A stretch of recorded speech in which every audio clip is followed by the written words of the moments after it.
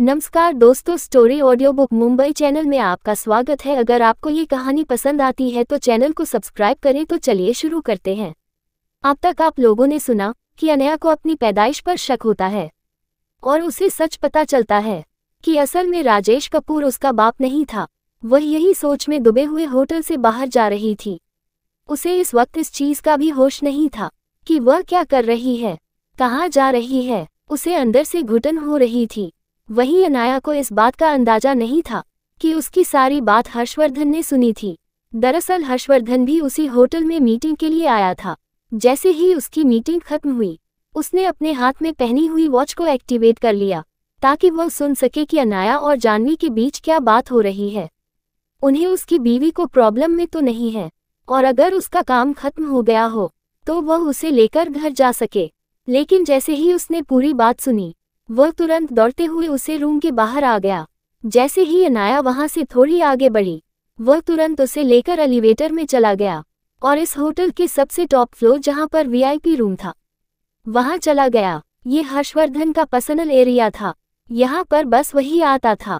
ये भी VIP room हमेशा ही उसके लिए रिजर्व रहता था, यहाँ तक कि उसकी पर्सनल चीज भी यहाँ हमेशा मौजूद होती थी। जैसे ही वह वहां पहुंचे, हर्षवर्धन अनाया को अपनी बाहों में कसते हुए शांत आवाज में बोला, बीवी चाहे तो रो सकती हो। अनाया जो पहले ही खोए हुए और बेसुध हो चुकी थी, वह हर्षवर्धन को एकदम से गले लगा लेती है। हालांकि वह रो नहीं रही थी, लेकिन उसका दिल फूट फूट कर रो रहा था। उसे यकीन नहीं हो रहा था कि उसकी माँ उसके साथ ऐसा कर सकती है। हालांकि उसे पता था कि इन सब के पीछे जरूर ऐसी कोई वजह होगी। इस बारे में उसे नहीं पता है। वह अंदर से ही बहुत ज्यादा बेचैन थी। वह जानना चाहती थी कि आखिर में सच्चाई क्या है, उसका पिता कौन है और भला वह राजेश कपूर की बेटी क्यों बनी। अपने नम आवाज में हर्षवर्धन को गले लगाते हुए बोली, मुझे रोना नहीं आ रहा है हर्ष। वैसे अफसोस है कि जिंदगी भर में उस घटिया आदमी को अपना बात मानती रही और अपने दिल में एक अफसोस लेकर बैठी रही कि मेरा बाप मुझसे नफरत क्यों करता है और मुझसे प्यार क्यों नहीं करता। अब जाकर पता चला कि मैं उसकी बेटी ही नहीं हूँ। ये सुनकर हर्षवर्धन उसकी आंखों में देखते हुए बोला, क्या तुम्हें यकीन है कि जानवी ने जो कहा वह सच है? तो अनाया उसकी आंखों में देखते हुए बोली, मैंने उसका दिमाग पढ़ा है। ये बात आज तक उसे भी नहीं पता थी, जब तक वह अपने डैड से मिलने नहीं गई थी। उसे यह न्यूज अनजाने में ही सही, लेकिन राजेश दुबे से ही पता चली है। वही उसकी बात सुनकर हर्षवर्धन उसे देखते हुए प्यार से बोला, अंडस्को फिर भी हम एक बार डीएनए चेक करवा सकते हैं। ये सुनकर अनाया गहरी आवाज में बोली, उसकी जरूरत नहीं है। हम दोनों का ब्लड को बिल्कुल मैच नहीं करता, यहाँ तक कि मेरा ब्लड ग्रुप मेरी मॉम के साथ भी मैच नहीं करता। इस बात को मैंने पहले कभी नोटिस नहीं किया, लेकिन आज जानवी की बात सुनकर मैं इस चीज पर गौर किया। ये सुनकर हर्षवर्धन उसे बाहों में कस लेता है। जाहिर सी बात है, कितना भी स्ट्रांग इंसान क्यों ना हो, लेकिन अपनी पैदाइश पर जब सवाल आता है तो वह कमजोर ही पड़ जाता है। वही अनाया तो बिना जाने राजेश दुबे के घटिया बिहेवियर को सहन किया था। अगर उससे पहले से पता होता कि वह उसका पिता नहीं है तो वह कभी उसे बर्दाश्त नहीं करती और बहुत पहले ही उसे रास्ते से हटा देती। और यह बात सच भी थी। अनाया बस उसे इसीलिए बर्दाश्त करती थी कि उन दोनों का खून एक था और उसकी माँ के संस्कार यह उसे इजाजत नहीं देते थे कि वह खून के रिश्ते को इग्नोर करें। अनाया हर्षवर्धन से थोड़ी दूर होते हुए बोली, मैं फ्रेश होकर आती हूँ। इतना बोलकर वह वॉशरूम में चली गई। अंदर जाकर वह आईने में अपना चेहरा देखती है और खुद पर ही हंसते हुए बोली, तुम सच में बेवकूफ़ हो अनाया। तुमने अपनी पूरी एक जिंदगी बर्बाद कर दी उस घटिया आदमी की बात मन के, और वह तुम्हारा बाप ही नहीं है। सच में तुम जोकर से ज्यादा कुछ नहीं हो। अनाया को इस वक्त ऐसा लग रहा था जैसे आईने में उसका प्रतिबिंब भी उसका मजाक बना रहा है और उसे पर हंस रहा है। अनाया एक मुक्का आईने में मारती है और जोर से चिल्लाकर बोली, क्यों मॉम, आपने मेरे साथ ऐसा क्यों किया? इतना बोलकर वह रोने लगी।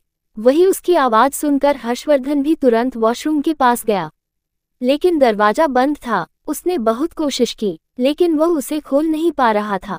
उसने आखिर में हार मानकर एक लात मारकर दरवाजा तोड़ दिया। तो अंदर का नजारा देखकर उसके अंदर भी एक दर्द की लहर दौड़ गई। क्या देख हर्षवर्धन ने जो उसके दिल में दर्द उठा, क्या अनाया इस दर्द से उठा पाएगी? और क्या सच्चाई है अनाया के मोम डैड की? अब तक आप लोगों ने सुना कि अनाया बाथरूम में जाती है और रोने लगती है, जिसे सुन हर्षवर्धन भी अंदर जाता है। लेकिन अंदर की हालत देखकर उसका दर्द से कांप उठा, क्योंकि सामने हर जगह कांच बिखरा हुआ था। अनाया के हाथ से खून निकल रहा था और अनाया की आंखें लाल थी, जैसे वह रो रही हो, और वह पानी के शावर के नीचे खड़ी थी। वहीं उसे इस तरह से देखकर हर्षवर्धन से बर्दाश्त नहीं हो रहा था। वह जानता था कि अनाया इस वक्त बिल्कुल टूट चुकी है, और वह ये भी जानता था कि अनाया को इस वक्त उसकी ज़रूरत है। लेकिन उसकी स्ट्रांग अनाया कभी अपने इमोशंस किसी के सामने दिखती नहीं थी। अब तो फिर भी वह हर्षवर्धन के सामने अपना दिल खोल कर रख देती थी। लेकिन फिर भी वह कई बार चीज़ों की चाहत रखती थी। हर्षवर्धन उसके पास गया और उसे अपनी बाहों में कस लिया। अनाया भी उसके ऊपर अपनी पकड़ कस लेती है, उसे करके उसकी आंखों में देखती है। इस वक्त उन दोनों पर ही पानी गिर रहा था। हर्षवर्धन के ऊपर से पानी अनाया के चेहरे पर गिर रहा था। वही अनाया रोने की वजह से पूरी लाल हो चुकी थी। उसकी बेदाग गोरी त्वचा इस वक्त किसी पके हुए टमाटर की तरह लग रही थी। अनाया की ऐसी हालत हर्षवर्धन से बर्दाश्त नहीं हो रही थी। वही हर्षवर्धन जो उसे गौर से देख रहा था। अनाया कुछ सोचे समझे बिना हर्षवर्धन के होठों पर होंठ रखकर उसे पेशेंट होकर किस करने लगती है, जैसे आज अगर उसने हर्षवर्धन को जाने दिया तो वह यहाँ से कहीं गायब हो जाएगा। हर्षवर्धन भी उसकी किस में उसका पूरा साथ देता है। वह जानता था कि अनाया इस वक्त टूटी हुई है, उसे बस उसका सहारा चाहिए। हर्षवर्धन उसे ऐसे ही पानी के सावर से बाहर लाता है और दोनों के ही गीले कपड़े निकाल देता है। उसके बाद उसे टावल से लपेट लेता है और खुद भी बाथरोब पहन लेता है। अनाया अभी भी उसकी ओर ही देख रही थी। अनाया जिसके अंदर उसे कुछ टूटता हुआ सा महसूस हो रहा था। उसे किसी पर यकीन नहीं हो रहा था। वह बस इन सब से बाहर निकलना चाहती थी। वह तुरंत हर्षवर्धन के पास गई और उसके ऊपर किसी बंदर के बच्चे की तरह चिपक गई। ऐसा करते ही उसका टावल नीचे निकल गया।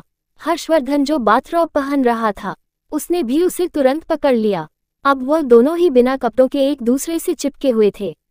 अनाया हर्षवर्धन की आंखों में देखते हुए बोली, I need you hubby, I need you badly. वही उसकी बात सुनकर हर्षवर्धन समझ गया कि अनाया मेंटली डिस्टर्ब, दिमागी रूप से परेशान है। उसे बस रिलैक्स होना है और इस बात से डिस्ट्रैक्ट, विचलित होना है। वह उसे लेकर तुरंत बाहर बिस्तर पर आ गया और उसकी आंखों में देखते हुए बोला, क्या तुम पक्का हो कि तुम ये चाहती हो बीवी? ये सुनकर अनाया उसके होठों पर जोर से काटते हुए बोली, मुझे पक्का तुम चाहिए। और उसे प्यार जताता था। आज पहली बार ऐसा था कि अनाया उसके नजदीक आई थी, और भला हर्षवर्धन इतना अच्छा मौका कैसे खो सकता था। वह भी अनाया का साथ देने लगा।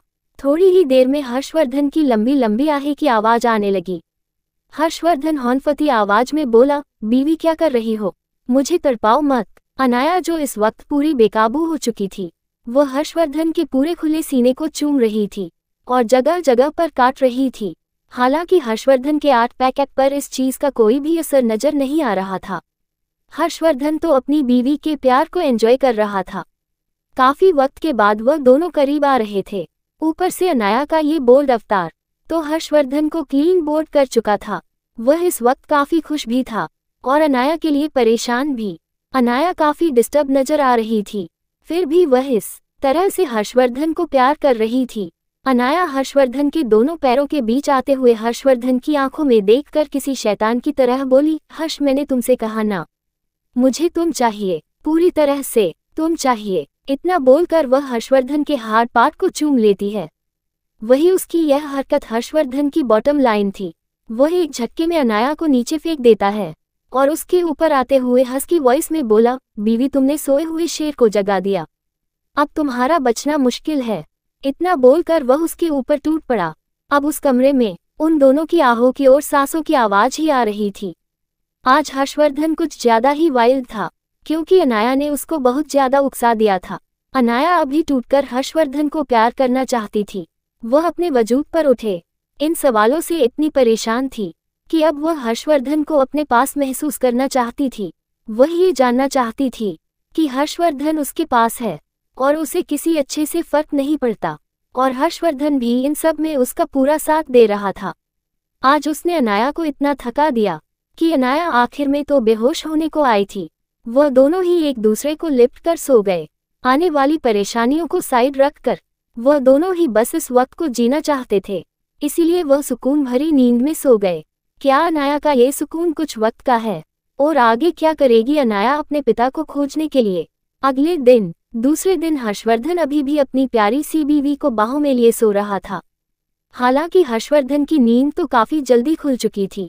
वह तो बस अनाया को गौर से देख रहा था और उसके चेहरे पर आने वाली सिकन को बार बार छू रहा था। थोड़ी देर में अनाया की भी आंखें खुल गई। इस वक्त काफी थकी हुई नजर आ रही थी, लेकिन फिर भी वह हर्षवर्धन की वह देखकर हल्का सा मुस्कुरा देती है। उसके चेहरे पर अभी भी मायूसी और उसकी मुस्कान में हल्का सा दर्द नजर आ रहा था। हर्षवर्धन उसे अपनी बाहों में लेते हुए वॉशरूम की ओर बढ़ गया और प्यार से बोला, अच्छा हुआ बीवी तुम उठ गई, मुझे तो लगा तुम अभी भी मुझसे प्यार करने के मूड में हो। वही उसकी बात सुनकर भी अनाया ने कोई रिस्पांस नहीं दिया। वह बस उसके गले में बाहें डाले वॉशरूम में चुपचाप चली गई। वह दोनों ही फ्रेश होकर बाहर आई और हर्षवर्धन ने ब्रेकफास्ट मंगाया। अनाया ने खाने से मना कर दिया तो हर्षवर्धन ने जबरदस्ती उसे अपनी गोद में बिठाकर खाना खिलाया और वह ऐसे ही उसे गोद में लेते हुए बाहर कार में चला गया। अनाया उसे देखते हुए बोली, आपको ऑफिस जाना होगा, अब मुझे घर छोड़ दे। ये सुनकर हर्षवर्धन उसके माथे पर किस करते हुए बोला, मेरी बीवी परेशान है और तुम्हें क्या लगता है मुझे अभी भी ऑफिस जाने की जल्दी होगी? हम अभी ऑफिस नहीं जा रहे हैं, हम अभी कहीं और जा रहे हैं। ये सुनकर अनाया हर्षवर्धन को गौर से देखते हुए बोली, हम कहाँ जा रहे हैं? तो हर्षवर्धन बोला, हम जेल जा रहे हैं, राजेश दुबे से मिलने के लिए। ये सुनकर अनाया की आंखों में चमक आ गई। उसकी आंखों में देखते हुए बोली, तुम्हें कैसे पता कि मुझे उससे मिलना है? ये सुनकर हर्षवर्धन उसकी आंखों में देखते हुए प्यार से बोला, अगर मुझे यह नहीं पता कि मेरी बीवी कब क्या चाहती है तो मुझे तुम्हारा पति कहलाने का कोई हक नहीं। ये सुनकर अनाया हल्का सा मुस्कुराते हुए बोली, तुम बिल्कुल बेशर्म हो, तुम्हें अभी भी फ्लर्ट करने का सूझ रहा है। फिर उसके होठों पर हल्का सा किस करते हुए बोली, थैंक यू हब्बी, मेरी जिंदगी में आने के लिए और मुझे इतनी परफेक्ट लाइफ देने के लिए। ये सुनकर हर्षवर्धन भी उसकी फोरहेड पर किस करते हुए बोला, थैंक यू, शुक्रिया तो मुझे कहना चाहिए, मेरी बेरंग जिंदगी में रंग भरने के लिए और मेरी जिंदगी में खुशियां लाने के लिए। तुमसे मिलने से पहले मैं बस जिंदगी काट रहा था, मेरी जिंदगी का कोई मकसद नहीं था, ना ही कोई ऐसा शख्स है जिसके लिए मैं जीता था और जिन्हें मैं प्रोटेक्ट करना चाहता था, वो तो पहले ही मुझे छोड़कर जा चुके थे। लेकिन अब तुम हो, तुम मेरी जिंदगी हो, मैं तुम्हें प्रोटेक्ट करना चाहता हूँ, दुनिया से बचना चाहता हूँ और तुम्हारे साथ एक लंबी जिंदगी जीना चाहता हूँ। ये सुनकर अनाया को भी अपने दिल में गर्माहट महसूस हुई। पिछली जिंदगी में उसने जो भी दर्द सहे, वह इस जन्म में हर्षवर्धन के मिलने से सारे दर्द जाचे थे। अब उसे अपनी जिंदगी खूबसूरत लगने लगी थी। थोड़ी ही देर में वह लोग जेल पहुंच गए। राजेश दुबे को जैसे ही इन्फॉर्म किया गया कि कोई उनसे मिलने आया है, तो पहले तो लगा कि जानवी उनसे मिलने आई होगी और उन्हें जानवी के खुराफाती दिमाग का अच्छे से आइडिया था। वह जानते थे कि जानवी को पता चल चुका है कि अनाया उसकी बेटी नहीं है, तो वह जरूर यहाँ कोई इन्फॉर्मेशन लेने आई होगी या फिर कोई ऐसी चीज जिससे वह पता कर सके कि असली में अनाया के पिता कौन है। ये सोचते ही उनके अंदर एक डर की लहर दौड़ गई। वह मना करते हुए पुलिस ऑफिसर से बोले, मुझे किसी से नहीं मिलना है, जाओ यहाँ से। ये सुनकर वह पुलिस ऑफिसर उसे घूरते हुए बोला, हमने कहा चलो यहाँ से, तुमसे कोई मिलने आया है। तो राजेश दुबे गुस्से में बोला, नहीं, मुझे किसी से नहीं मिलना। वही उसकी इस हरकत से पुलिस ऑफिसर को भी गुस्सा आया, लेकिन वह फिर भी अनाया के पास गया और वहां जाकर सर झुकाकर उन्हें ग्रिट करते हुए बोला, मैम वह आप लोगों से मिलना नहीं चाहता। ये सुनकर अनाया उसे घूरते हुए बोली, उसे बताओ, उसे मिलने अनाया कपूर आए हैं, वो मुझे जरूर मिलेंगे। ये सुनकर वह पुलिस ऑफिसर भी बिल्कुल वही चीज राजेश दुबे को बजा देता है।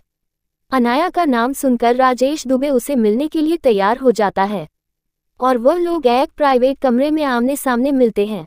एक पल के लिए तो अनाया राजेश दुबे को देखकर थोड़ी इमोशनल हो जाती है। उसके साथ साथ उसकी आंखों में गहरी नफरत भी आ चुकी थी। उसे अपने पिछले जन्म में हुए सारे टॉर्चर याद आने लगते हैं कि किस तरह से पिछले जन्म में उसकी सौतेली माँ रवीना और उसकी सौतेली बहन जानवी उसे बेवकूफ़ बनाते थे और झूठा प्यार दिखाकर धीमे धीमे करके उसकी सारी चीज़ ले लेते थे। और राजेश दुबे उन दोनों माँ बेटी का साथ देते हुए कहते थे कि यह तुम्हारी माँ है, वह तुम्हारा हमेशा भला ही चाहेगी। ये तुम्हारी बहन है, वह बस तुम्हारे लिए ये सब कुछ करती है। यहाँ तक कि जाह्नवी और विशाल का अफेयर, हर रात एक साथ गुजारना, यहाँ तक कि बीवी होते हुए भी विशाल उसे कभी बीवी की तरह ट्रीट नहीं करता था और जाह्नवी के सामने ही उसे बेइज्जत करता था। ये सब कुछ होने के बाद भी राजेश दुबे उसे ही समझता था कि जाह्नवी सब कुछ तुम्हारे लिए ही कर रही है, वह बस तुम्हारे रिश्ते को बचाने की कोशिश कर रही है और उसके लिए खुद को सैक्रिफाइस कर रही है। लेकिन बेवकूफ़ अनाया पिछले जन्म ये समझ ही नहीं पा रही थी कि यह सारी चालें उन तीनों चालक लोमड़ियों की थी जो उसे धीमे धीमे करके खोखला कर रहे थे। यहाँ तक कि उनकी दवाएं और जहर की वजह से वह दिमागी तौर पर भी कमज़ोर हो रही है। यहाँ तक कि वह खुद अच्छी मेडिकल की नॉलेज रखती थी, पिछले जन्म में भी उसने ड्रग्स पर ही अपनी पढ़ाई की थी, लेकिन फिर भी वह समझ ही नहीं पाई कि यह लोग उसे धीमे धीमे करके जहर दे रहे हैं। और अनाया को लग रहा था कि यह सब कुछ उसके कोई दुश्मन कर रहा है जो उसे बदला निकाल रहा है, और उस इन तीनों पर कभी शक ही नहीं हुआ कि वो इतने नीचे गिर सकते हैं कि वो अनाया को मार सके। ये सब कुछ याद करके अनाया का खून खौल गया। पिछले जन्म में उसने सब कुछ सिर्फ एक ही रिश्ते पर बर्दाश्त किया था कि राजेश दुबे उसका पिता है। कुछ भी हो जाए, उन दोनों के अंदर एक ही खून बहता है। लेकिन उसे अपने जन्म से जुड़ी सच्चाई पता चल रही है कि राजेश दुबे उसका बाप नहीं है, तो उसके अंदर का गुस्सा नफरत बनकर उसकी आंखों में नजर आने लगा था। वही राजेश दुबे अनाया को देखते हुए नाराज आवाज में बोला, अब तुम यहाँ क्या लेने आए हो? तुमने सब कुछ मेरा ले लिया है, मुझे तो शर्म आती है तुम्हें अपनी बेटी कहते हुए। पता नहीं मैंने क्या गलती की जो तुम जैसी बेटी पैदा कर दी। वहीं उसकी बात सुनकर अनाया अपनी एक आईब्रो उठाते हुए राजेश दुबे को ऊपर से नीचे देखते हुए बोला, तारांकन क्या तुम्हें सच में ऐसा लगता है कि तुमने कोई गलती नहीं की है? वही यह सुनकर राजेश दुबे हड़बड़ा गया, जैसे उसकी कोई चोरी पकड़ी जा रही हो। वही उसकी हड़बड़ा देखकर अनाया को हंसी आ गई। वह मन ही मन बोली, अनाया तुम सच में बेवकूफ़ हो जो तुम्हें ये दोगला इंसान दिखा नहीं। अनाया गंभीर आवाज में बोली, मुझे तुमसे कुछ इन्फॉर्मेशन चाहिए। ये सुनकर राजेश दुबे उसे घूरते हुए बोला, किसी इन्फॉर्मेशन मेरे पास कुछ नहीं है, सब कुछ तो तुम पहले ही मुझसे ले चुकी हो। ये सुनकर अनाया एक तीखी मुस्कान के साथ बोली, मैं कल तुम्हारी लाडली बेटी और मेरी बहन से मिली थी। वही उसकी बात सुनकर राजेश दुबे डर से कांपने लगा, जैसे उसका कोई राज बाहर आ जाएगा। वह नजरें चुराते हुए अनाया को देखता है। क्या अनाया को मिलेगा अपने सवालों का जवाब? और क्या राज छुपा है अनाया की जिंदगी से जुड़ा? अब तक आप लोगों ने सुना कि अनाया राजेश दुबे से मिलने जाती है। वह लोग आमने सामने बैठे थे और अनाया अपने पिछले जन्म की यादों में खो जाती है और उसके अंदर नफरत की लहर दौड़ जाती है और वह बताती है कि वह जाह्नवी से मिली थी, जिसे सुनकर राजेश दुबे डर जाता है और वो हकलाती आवाज में बोला, क्यों मिली थी तुम उससे और अब तुम्हें उससे क्या चाहिए? ये सुनकर अनाया एक तिरछी मुस्कान के साथ बोली, उसने मुझसे कहा कि वह मेरे बारे में कुछ जानती है। ये सुनकर राजेश हड़बड़ाते हुए बोला, क्या जानती है वह? और क्या कहा तुमने उससे? तुम उसकी बातों में ध्यान मत दो, वह तो पागल हो चुकी है, तुम्हें उसकी बात सुनने की जरूरत नहीं है। वही उसकी बात सुनकर अनाया हंसते हुए बोली, इसका मतलब वह जो कह रही थी वह सच था? तो राजेश दुबे उसे घूरते हुए बोला, क्या सच कह रही थी? मुझे साफ साफ बताओ। तो अनाया बोली, यही कि तुम मेरे बायोलॉजिकल फादर नहीं हो। ये सुनकर राजेश दुबे डरी हुई नजरों से अनाया को देखा और अपने हाथ को मुट्ठियों में कस लेता है, जिससे वह अपने अंदर के डर को छुपा सके, और हकलाती हुई आवाज में बोला, ऐसा कुछ नहीं है, वह बस बकवास कर रही है। तू मेरी ही बेटी हो और तुम्हें ये बकवास सुनने की जरूरत नहीं है। ये सुनकर अनाया उन्हें घूरते हुए बोली, क्या सच में मैं आपकी बेटी हूँ? लेकिन ये सुनकर राजेश कपूर हड़बड़ाती आवाज में बोला, लेकिन कुछ नहीं, यही सच है कि तुम मेरी बेटी हो, और अगर ऐसा नहीं होता तो मैं तुम्हें सालों से पालता क्यों? ये सुनकर अनाया उसका मजाक उड़ाते हुए बोली, आपने तो मुझे पहले ही मरने के लिए आश्रम छोड़ दिया था, आपने मुझे कोई पल नहीं है, उल्टा आपने तो मेरी मॉम की सारी जायदाद पर कब्जा करके रखा था। ये सुनकर राजेश दुबे परेशान आवाज में बोला, ऐसा कुछ नहीं है, मैं बस तुम्हें दुनिया की बुराई से बचना चाहता था, इसीलिए तुम्हें दूर भेजा था। ये सुनकर अनाया उसे हंसते हुए देखकर बोली, सच में आप बहुत ज्यादा मजाकिया हो मिस्टर राजेश। आपकी इस बकवास पर तो कोई बच्चा भी यकीन ना करे। सिर्फ एक सवाल उसका जवाब दे दो, उसके बाद यहाँ से चली जाऊंगी। ये सुनकर राजेश दुबे डरते हुए बोला, कौन सा सवाल? तो अनाया गहरी आवाज में बोली, मेरे बायोलॉजिकल डैड कौन है? ये सुनकर राजेश दुबे हड़बड़ाते हुए बोला, कहा ना मैं ही तुम्हारा बाप हूँ। तो अनाया गुस्से में चिल्लाकर बोली, बकवास करना बंद करो। मैं पहले ही DNA टेस्ट करवा चुकी हूँ। आप मेरे बाप नहीं हो, और अब आप साफ साफ बताओ कि मेरे असली डैड कहाँ है। ये सुनकर राजेश दुबे उसे घूरने लगा, फिर खुद को शांत करते हुए बिना एक्सप्रेशन के बोला, अगर तुमने इतना पता कर लिया है तो उसे भी खोज लो। मुझे इस बारे में कुछ नहीं पता, मुझे तुम्हें कुछ नहीं बताना। इतना बोलकर वह अंदर जाने लगा। तभी अनाया उन्हें शर्ते हुए बोली, अभी भी वक्त है, बता दो, कहीं ऐसा ना हो कि इसका खमियाजा आपकी लाडली बेटी भुगते। ये सुनकर राजेश दुबे वहीं पर रुक गया और वह बिना इमोशन के पीछे मुड़ते हुए अनाया की आंखों में देखकर बोला, तुम्हारे अंदर इतनी हिम्मत नहीं है कि तुम जानवी को कुछ करो, और अगर इतनी ही ताकत है तो खुद पता लगा लो। वैसे भी मुझे इस बारे में कुछ नहीं पता। तुम्हारी माँ बच्चलन थी, पता नहीं किसके साथ मुंह काला करके आई थी जो तुम्हें मेरा नाम दे दिया। ये सुनकर अनाया गुस्से में खड़ी हुई और पास पड़ी कुर्सी पर एक लात मारते हुए दांत पीसकर बोली, खबरदार अगर मेरी मॉम के बारे में कुछ भी कहा तो सबसे ज्यादा घटिया इंसान तो तुम ही हो। मुझे पता है, अब तक मुझे सारी सच्चाई नहीं पता, लेकिन ज्यादा दिन तक सच्चाई छुप नहीं सकती। एक बार मुझे सच पता चल गया, फिर भी मैं भी देखती हूँ कि तुम यहाँ कैसे चैन से जीते हो। वैसे भी मुझे अभी भी शक है कि मेरी मॉम की मौत में कहीं ना कहीं तुम्हारा हाथ है। ये सुनकर राजेश दुबे डर गया। वह बिना कुछ बोले अंदर चला गया। उसके अंदर तो तूफान मचा हुआ था, जैसे अगर वह वहां रुका तो कहीं अनाया उससे कुछ और न उगलवा ले। वैसे भी उसने सिर्फ अनाया को गुस्सा दिलाने के लिए वो सब बोला था। सच्चाई तो सिर्फ उसे पता था, क्योंकि राजेश दुबे को लगता था कि अनाया गुस्से ने अपने पिता के बारे में भूल जाएगी और उसके पीछे पड़ जाएगी। वही अनाया जो अब तक खुद को हिम्मत दे रही थी, वह वहीं पर बैठ गई और अपने सिर पकड़ लिया। वह काफी परेशान थी। हर्षवर्धन जो पास ही कमरे से ये सब कुछ सुन रहा था, वह अंदर आया और अपनी बीवी को अपनी गोद में उठा लिया। अनाया भी उसके गले में बाहें डाल देती है। हर्षवर्धन उसको प्यार से देखते हुए बोला, बीवी परेशान मत हो, बहुत जल्द कुछ पता चल जाएगा। तो अनाया उसे प्यार से देखते हुए बोली, हर्ष टेंशन मत लो, मैं इसलिए परेशान नहीं हूँ, मैं तो बस राजेश कपूर का दिमाग पढ़ने की कोशिश कर रही थी। लेकिन ऐसा लग रहा है जैसे उसके अंदर किसी चीज का खौफ है। वह उस बारे में सोचना भी नहीं चाहता जो सालों पहले हुआ था। ये सुनकर हर्षवर्धन भी कुछ सोचने लगा। वह गंभीर आवाज में बोला, बीवी कुछ ऐसा जरूर है जो हमसे छूट रहा है। जितना दिख रहा है ये सब कुछ इतना सिंपल भी नहीं है। ऐसा लगता है जैसे तुम्हारी मॉम काफी मिस्टीरियस थी और उनके कई सारे राज थे। वैसे ही तुम्हारा डैड भी काफी मिस्टीरियस है, और जितना मैंने मिस्टर राजेश को ऑब्जर्व किया है और उसके चेहरे पर जो डर आया था, उसे हिसाब से तो ऐसा लगता है जैसे वह इस बारे में कुछ न कुछ जानता है। ये सुनकर अनाया भी किसी गहरी सोच में डूबी हुई थी। ऐसा नहीं था कि उसे राजेश दुबे पर शक नहीं था, लेकिन भला कोई अपने ही पिता पर शक कैसे कर सकता था। आज तक वह यही सोचती थी कि राजेश दुबे उसकी मां को प्यार नहीं करता था, या फिर ऐसा हो सकता है कि उसकी शादी पैसों के लिए हुई थी, क्योंकि पहले से ही उसे पता था कि राजेश दुबे का इंटरेस्ट उसकी मां की जायदाद में था, ना कि उसके साथ रिश्ते अच्छा करने में। लेकिन उसके दिमाग में ये सोच कभी नहीं आई कि वह उसका पिता ही नहीं होगा।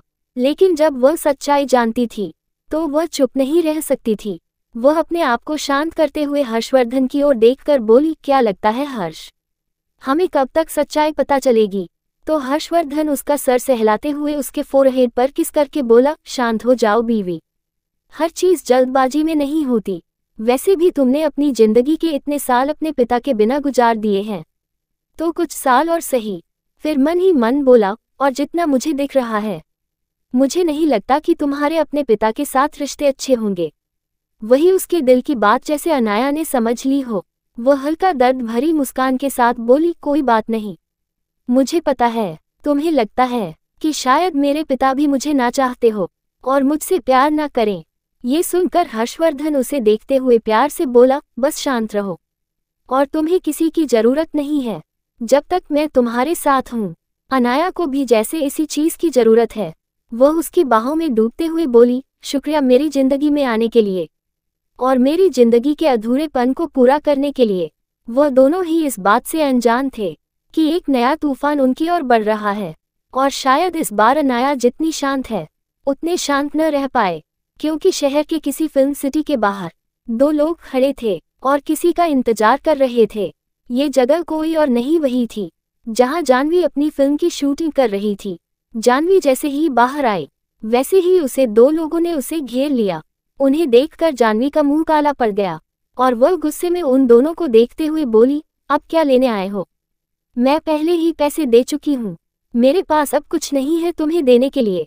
कौन थे वो दो लोग और क्यों जानवी उन्हें पैसे देती थी?